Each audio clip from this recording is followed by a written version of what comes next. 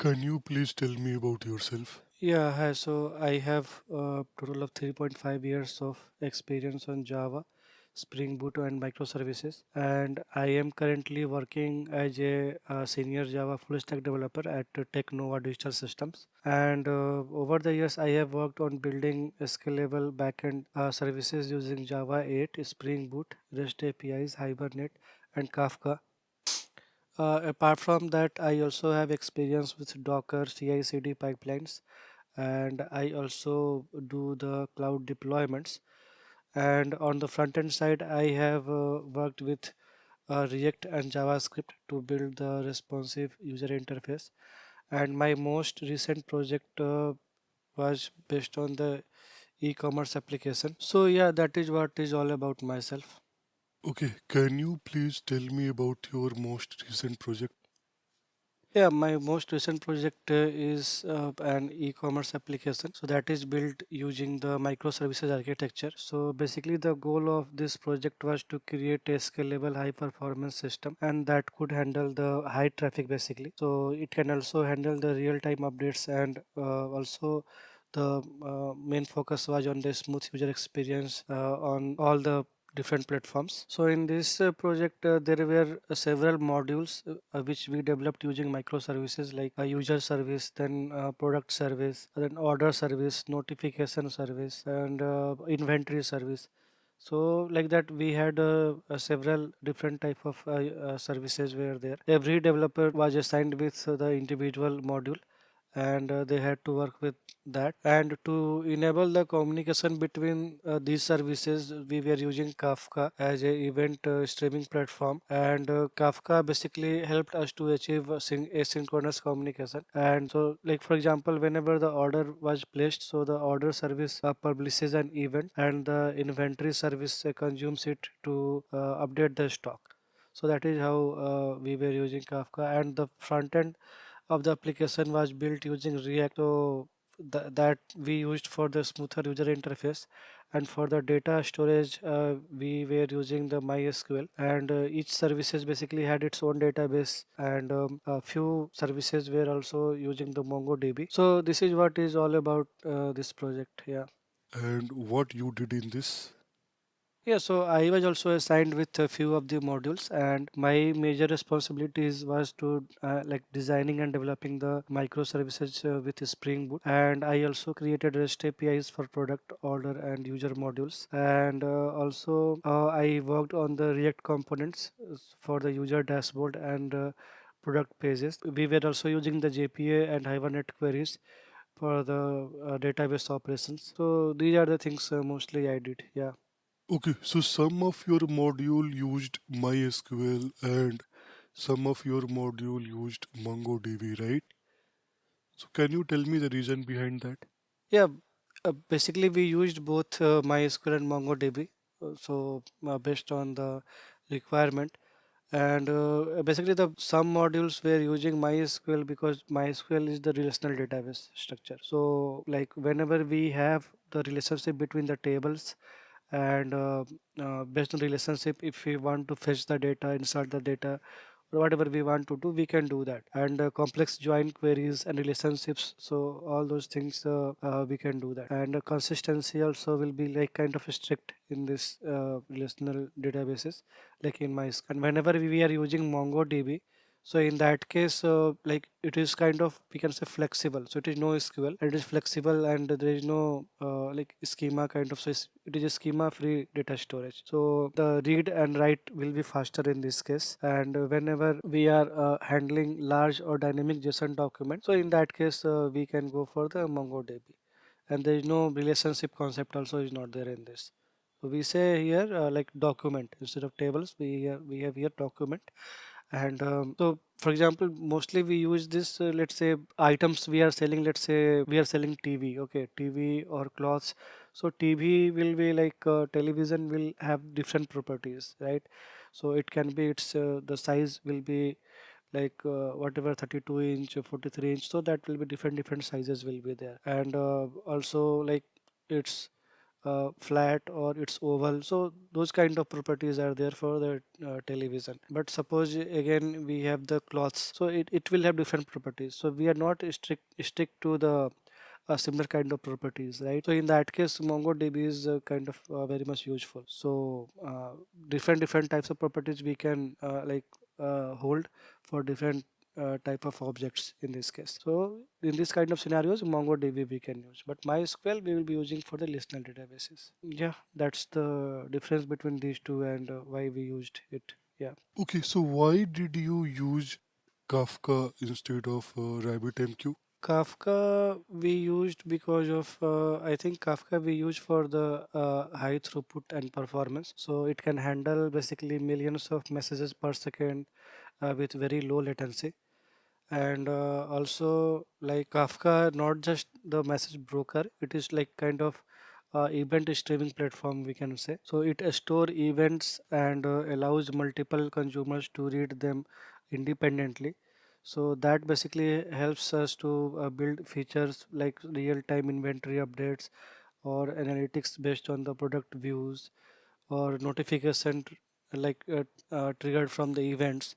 So basically, RabbitMQ does not return messages in this way. That was another reason, and also Kafka scales very easily by adding more brokers and partitions. So our system basically needed to handle traffic spikes like uh, at some specific time, and Kafka basically provided that smooth scalability. So we did not have to redesign the system based on the higher traffic. And RabbitMQ basically it is mostly we use for the simple workflow or task queues. So in that case, we can go for RabbitMQ. It is traditional message queue scenarios. There we can use it, but wherever the latency is high and we have like high traffic and all is there, then we should go for the Kafka. So that is why we were using Kafka. So yeah. Okay, so how did you integrate your backend APIs with React frontend? Can you explain in very brief? Yeah, I integrated the backend APIs with React frontend using the RESTful API calls. So on the front end, I used Axios to to call the Spring Boot backend endpoints. So the React components triggered these APIs calls inside use effect or on user actions. So the backend returned JSON responses, and those responses were stored in React state using the hooks like we have use state, right? Or in Redux for the global state. So and for authentication we use JWT tokens. So that were stored in HTTP only cookies or local storage and attach them to the API request using the interceptors. So overall the integration was a simple request response flow where the React consumed the REST API and the updated the UI based on the responses. So that is how we had integrated. Yeah. Okay, and what state management approach did you use in React? Yeah, for state management, I mainly used React hooks, such as use state, as I told you, and use effect is also there for local component level state, and also use context for the sharing state across the smaller sections of the app. So for global application level state like user data, card detail, and authentication, for them I used Redux. So Redux basically helped manage like shared state cleanly, and that avoid the uh, prop drilling and maintaining the predictable state updates using the actions and reducers. So I also used Redux for handling the async API calls. Yeah, so these are the basically states management approach I used. Yeah. Okay, fine. So, can you tell me what are the error responses you are aware of? Error responses are there are it can be basically of two types. Either it can be client side errors. So it starts with like 400 series, like 400, 403, then 404. So all of them are client side errors. And we also have server side errors. So that is of 500 series. So like 500, 500 and 2, 503, 504.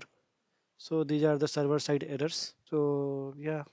Okay, so can you tell me when exactly you can get 400 response? So what can be the scenarios? So 400 is basically bad request. So that is the request is invalid or missing required data. So in that case, 400 response is user receives. So main it's common situations can be sometimes it can be maybe missing required fields. So suppose we are not sending the email or password in a login request. So in that case, we can receive this 400. Or suppose the data format itself is invalid.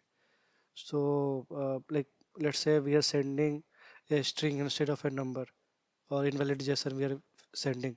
So in that case also we can get 400. And also let's say structure itself is wrong. The request whatever we have provided, so maybe so sometimes along with the in the payload we also have the headers and all.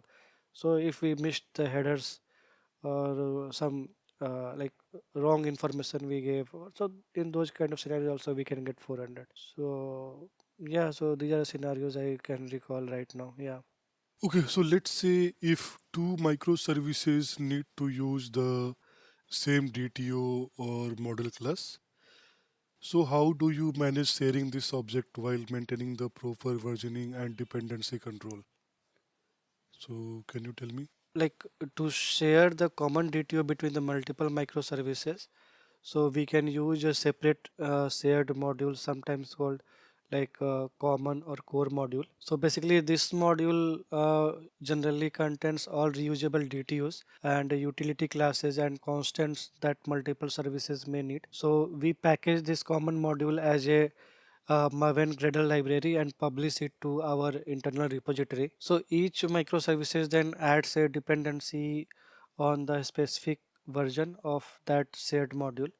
So this approach versioning has various benefits also basically. So it is basically not tight coupled, so it is loosely coupled, and also the consistency will be maintained across all the services. So yeah, so that is how we can do that, and it is generally we do that whenever we have this kind of scenario. Yeah. Okay, now let's say if one microservices need to change the DTO. Okay, so earlier let's say like two microservices were sharing the same DTO. Now one microservices need to change the DTO. Okay, but another does not require it. So how do you handle that? Yeah, if one microservices need to change and the other does not, then I can handle it through the proper versioning and backward compatibility updates. So I can use semantic versioning for the cell DTO library. So if the changes is non breaking, so adding a new field, so we release a minor version. So suppose it was 1.2, then we can make it 1.3, and both services can choose when to upgrade. Okay, so if the changes is breaking, then we can release the major version. So based on the versioning we can maintain that, so we can keep the DTO backward compatible whenever possible. So most of the time we design DTO updates to the backward compatible. We can add a new fields instead of modifying the existing one, and we can mark old fields as like kind of deprecated but keep them temporarily. So basically this allows the older microservices to continue working with being impacted. So this is how we can do that, and we whatever changes log we have done, so this change log we shared across the team, and we let the whole team know like what changed, and where what we can use and which properties has been added, and which version they should use, like who can use which version. So those things are clearly mentioned, so that is how we can do it. Yeah. Okay, so let's say we have a scheduled task and sometimes it executes more than once in a Spring Boot microservices environment. So what do you think, what can be the reason behind this? Why this duplicate job is running? Yeah, so schedule job running like more than once, usually that indicates that the job is being triggered by multiple application instance, or maybe the configuration itself is duplicated. So there can be both scenarios. Let's say we have a multiple instance of the same microservices are running. So if the services is deployed on multiple nodes, let's say sometimes it is on Kubernetes or Docker, so each instance will run its own scheduler. Okay, so it can result to duplication of the multiple execution. Sometimes there can be like same cron logic appears. So if two different classes in multiple configuration files, we have same cron logic, so in that case also, like accidentally we have enabled like in both of the places, so in that case also it is possible. Also there can be one scenario, we have a annotation called enable scheduling, at the rate of enable scheduling annotation. So that might be added in main application class as well as the configuration class also. So if it is added at the both of the places, then also the chances are there it will run twice. So yeah. Okay, so suppose if we are using quad scheduler, so do you think it will help? Yeah, so using quad scheduler can help in the situations where like scheduled jobs are running multiple times across the microservices instances. So like Quad basically supports clustering. So when multiple instances of a service are running, so only one instance executes a given job at a time. So that basically prevents the duplication execution of the like in the distributed environment. And also like Quads provides flexible scheduling options. Like it has like such as calendars or misfire instructions and complex triggers. So all those things are there. So we can easily manage that, and most likely the duplication of the scheduler will not happen. And Quad provides tools to monitor, pause, or resume or reschedule the jobs. So that also basically helps to manage the job more. I mean, easily in the production. So yeah, that will definitely help. Yes. Okay, so what is the difference between annotations, auto-wired, and inject? Auto-wide and inject. Yeah, auto-wide is a specific to Spring, and it supports required or optional injection, and it can be used on constructors, fields, or setters. So it can be used with them. And inject is, I think, that is Java CDI standard. So functionally it is similar, but it does not support, we cannot say required equal to false or something like that, like we can do in auto-wide. So yeah, so that's the main difference between these two. Yeah. Okay, and how does Spring Boot handles exception globally? Yeah, to handle it globally, we can use at the rate of controller advice, and that we use along with the at the rate of exceptional handler. So to handle the exceptions at global level, we can use these two annotations. Let's say whenever we have any exception class, let's say global exception handler we are writing. So at the class level, we can write at the rate of rest controller advice, and at the method level, we can write like at the rate of exception handler, and there we can return the response entity. So yeah, so that is how we can do the global exception handling. Okay, so what is a Spring Boot actuator? Yeah, Spring Boot actuator basically it provides the production ready monitoring and management features. So it has various endpoints. So like we have like health is there, matrix is there.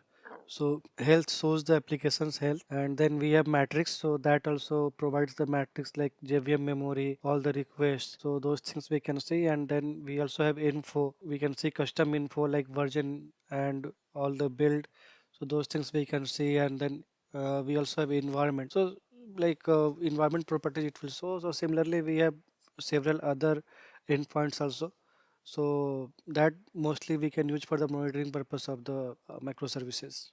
Yeah. Can you tell me the difference between annotations, request param, and path variable? Yeah, request param basically it extracts the query parameter from the URL. So sometimes we have a URL like let's say search then question mark and then let's say name equal to some ABC whatever. So there we in the get request we write at the rate of request param annotation, and then in the brackets we can write name. So this is how we can get the data from the name, whatever the value along with the name. But path variable basically extracts the value from the URL path.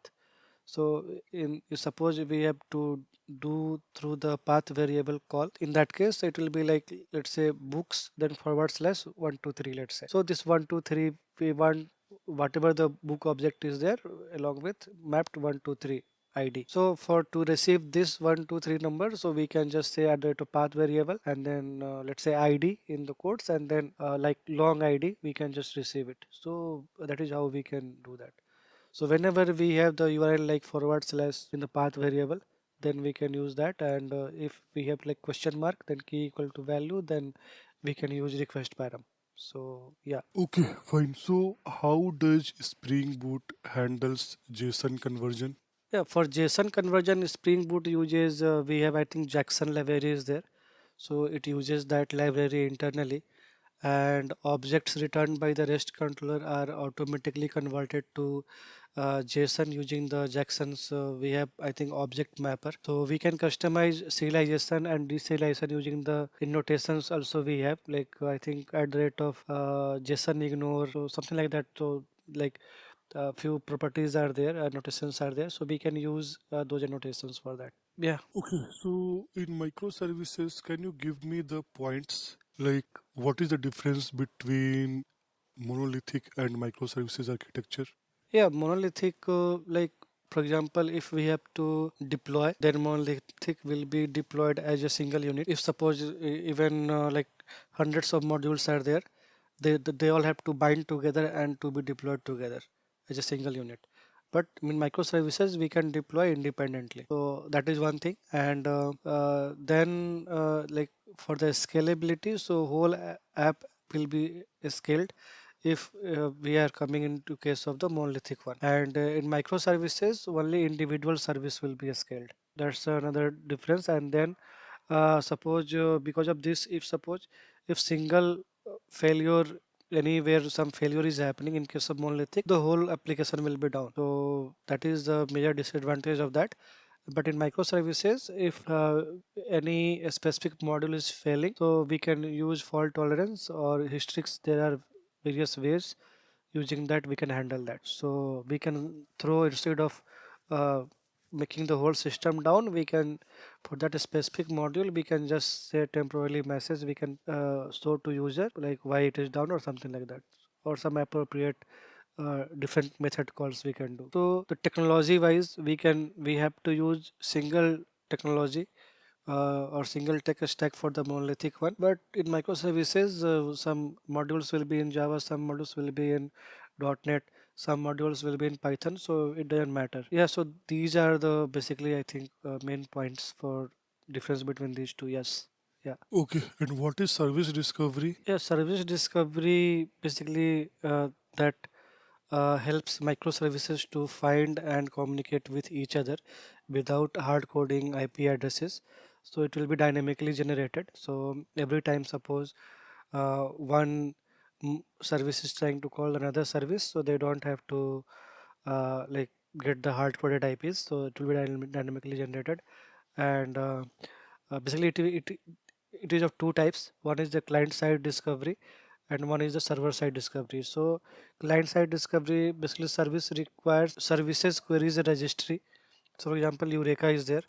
And then service server side discovery is that like load balancer queries the registry. So like for example, Spring Cloud load balancer is there, so that queries the registry. These are the two types. Yeah, so we have Eureka, console, Zookeeper. So these are the tools are there for this. Yeah. Okay, and what is API gateway?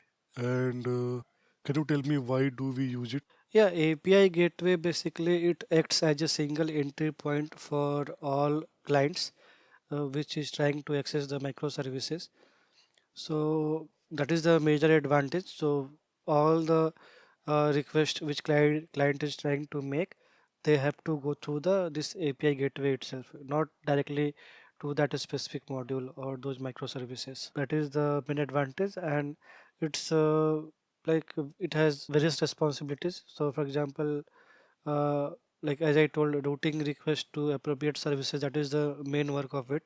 And apart from that, authentication and authorization also we can do, and rate limiting also can be done, and also the logging and monitoring also we can do here. So all those things are done here. Yeah. Okay, can you tell me the difference between vertical and horizontal scaling? Yeah, so in microservices and all, we usually use, like we say that that is for the horizontal scaling, and vertical scaling is basically our monolithic applications and all. So like vertical scaling means that adding more resources, so that CPU, RAM, storage to an existing server or instance to handle the increased load. So that is what is called the vertical scaling basically.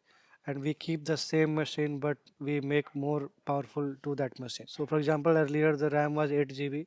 Now since the load is coming up, so we increase that RAM to 32 GB.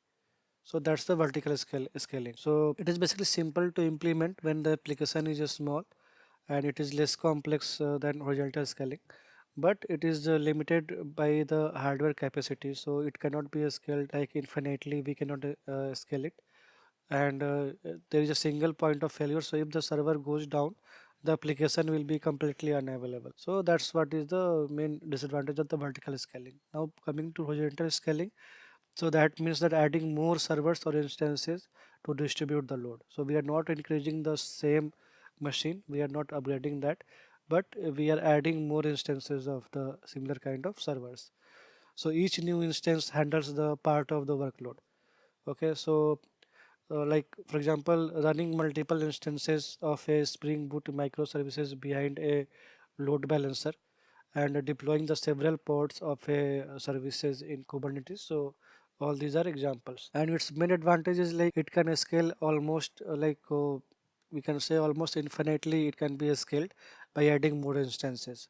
So it is highly available, and it is fault tolerance. So these are the advantages of this, and cons we can say like it is kind of more complex architecture, so it requires load balancer, service discovery and all. So that is the con of it, but yeah, but mostly for the complex applications and all, we are using this horizontal scaling itself. So yeah. Okay, so you have experience on Java 8, right?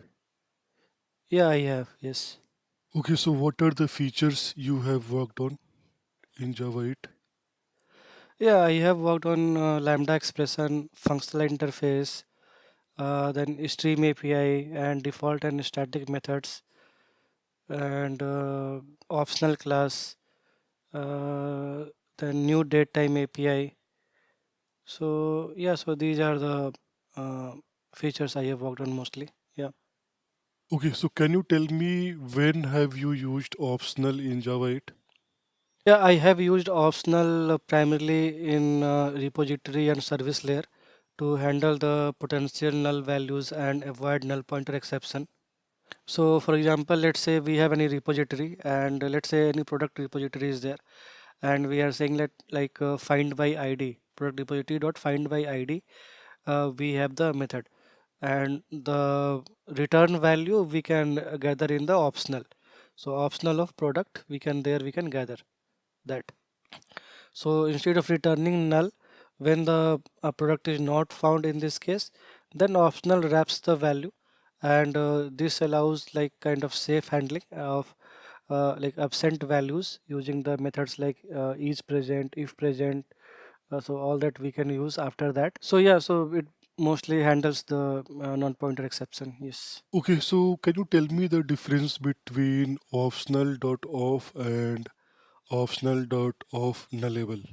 Yeah, so optional dot off we can use whenever we are sure that the value will be never null.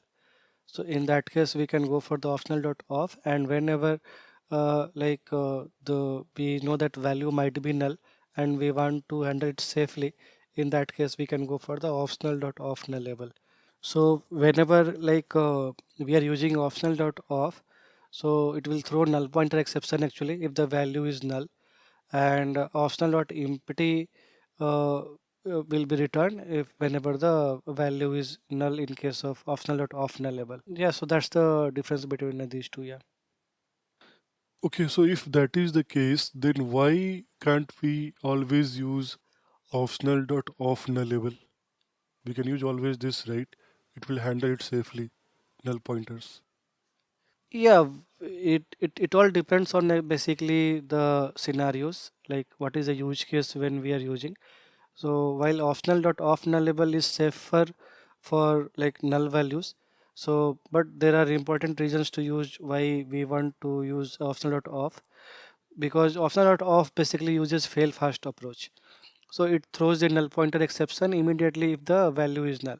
So there might be some scenario like we want to catch programming errors early rather than silently wrapping the nulls.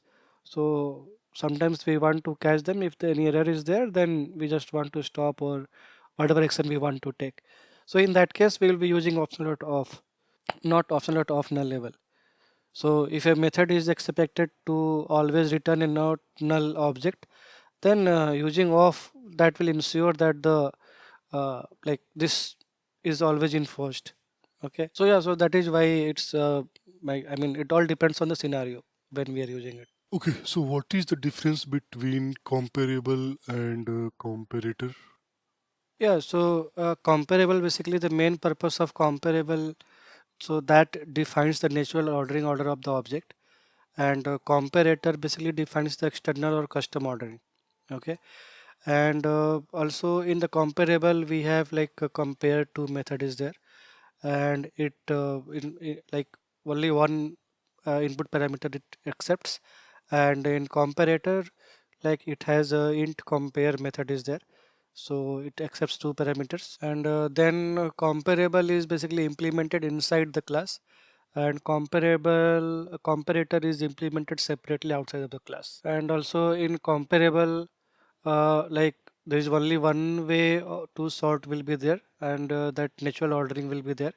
And in comparator we can define multiple sorting strategies, depends on what logic we want. So if you want to use like a comparable, so we can simply say like collections dot sort. So it will automatically sort it. And if we want to use a comparator, then collections dot sort, and inside that the list will be there, and another parameter will be the comparator that comparing will be there. Yeah, so that is the difference between these two. Yeah. Okay, can you tell me the difference between string buffer, and string builder? So string is like immutable, and string buffer is mutable. String buffer and builder both are mutable, and string is thread safe, and string buffer is also yes thread safe, so it is synchronized, but string builder is not thread safe. That's the reason the string builder is the fastest, and the string buffer is little bit slower than the string builder. String performance wise it is slower compared to both string buffer and string builder. And suppose if we have any string s equal to, let's say any string is there, any, let's say hello is there, and again we say s plus uh, any other word, so it will create a new object out of it.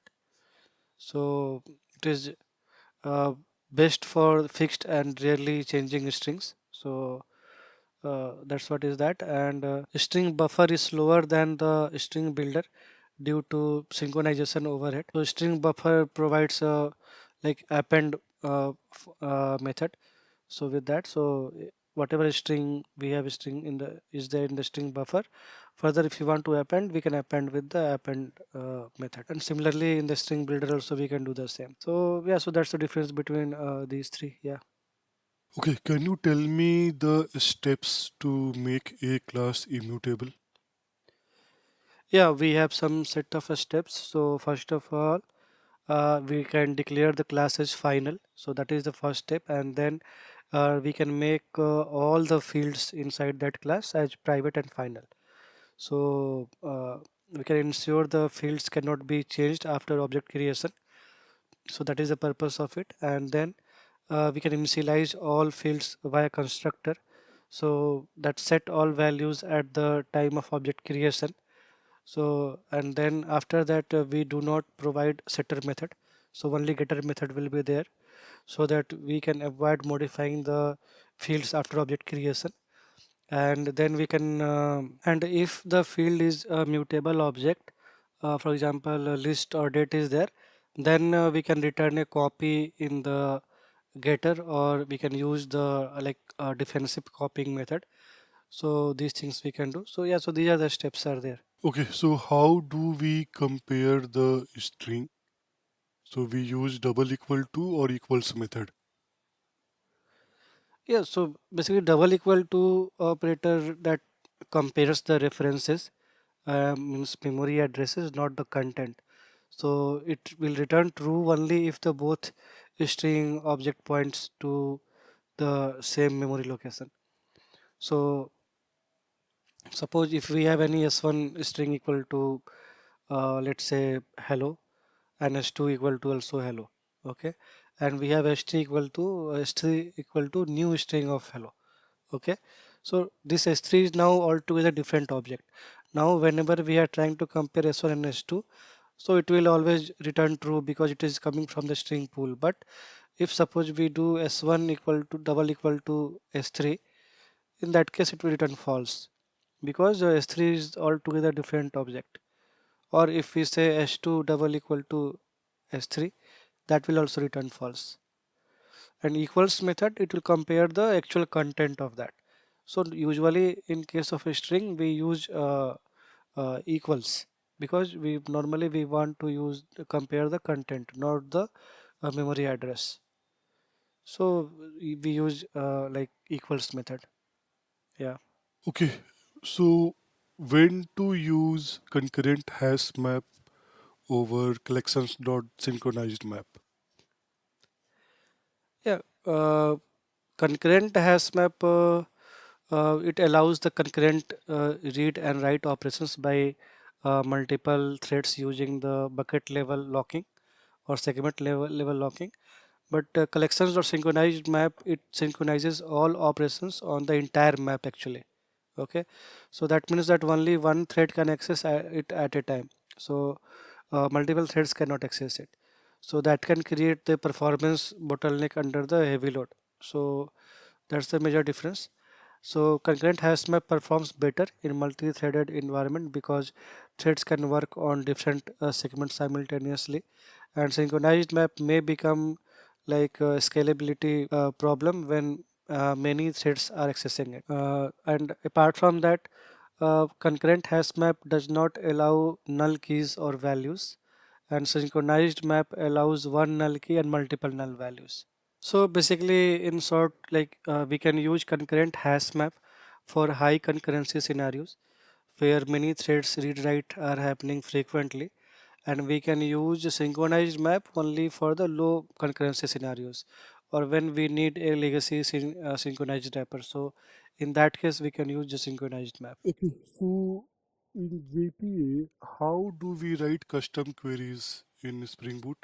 Yeah, so we can use at the rate of query with JPQL. So whatever the repository class we have, so or interface we have, so there uh, let's say we have a like public interface like ABC repository that extends JP repository. Okay, then on top of the method below that interface, so whatever the method name we want, so that we can give method name, and on top of that which query it should use, that we can write, and that query we can write inside the brackets, small brackets, and add that query, small brackets, and then we can write that.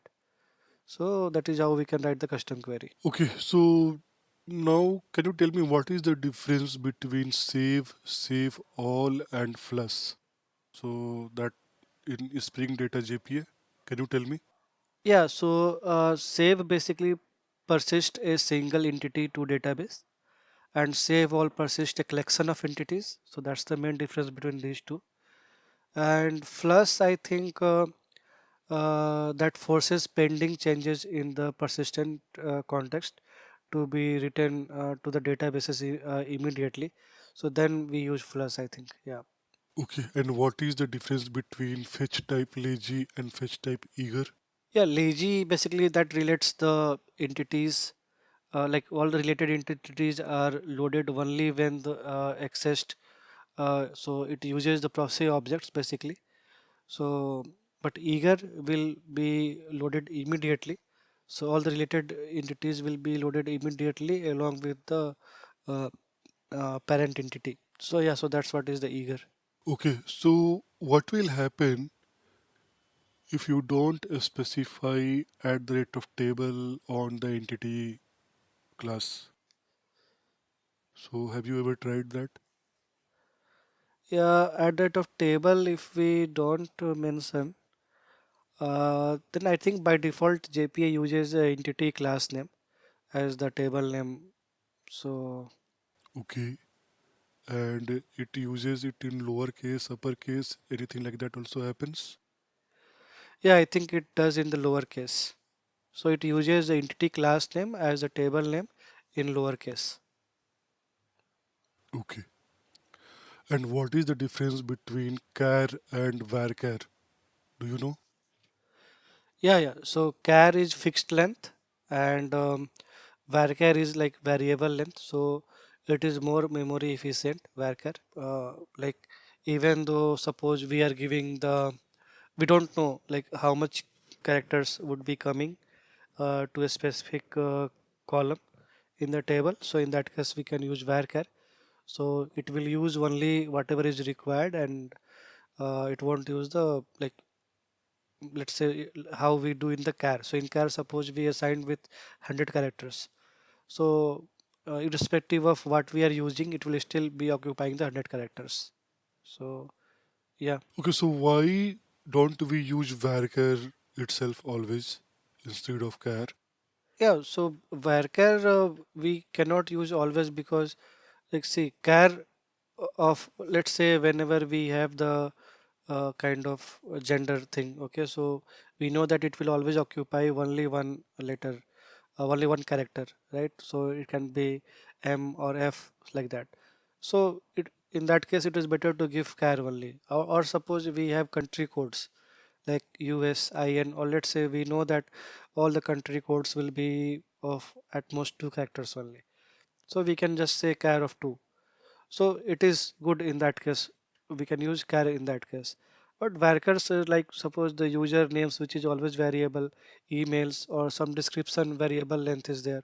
So in that case we can go for the varchar. So basically like fixed length columns like char, it is more efficient for indexing or in certain DBs and all. So basically the performance also of char is faster if we give char of 1, 2 and always like whatever entries we are using in that. So it will be faster instead of varchar. So yeah.